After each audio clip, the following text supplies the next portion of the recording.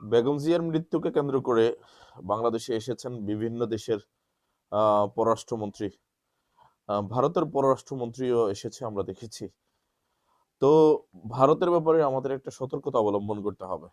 ভারতীয় পররাষ্ট্রমন্ত্রী যেন আমাদের সরকারি কোনো উপরস্থ কোনো ব্যক্তির সাথে দেখা সাক্ষাৎ করতে না পারে, এ বিষয়ে আমাদের খেয়াল রাখতে হবে। পাশাপাশি কোনো পলিটিশিয়ানের সাথেও যেন কোনো দেখা সাক্ষাৎ করতে না পারে। স্পেসিফিক রাষ্ট্রীয়ভাবে আহ, সংবাদ সম্মেলন করে তিনি বক্তব্য রাখতে পারেন, বা তিনি বেগম জিয়ার ব্যাপারে শোক বেদনা জানাতে পারেন, এগুলো করতে পারেন।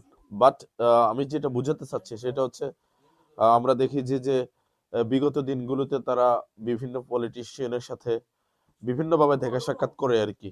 এই ধরনের কোনো দেখা সাক্ষাৎ যেন করতে না পারে।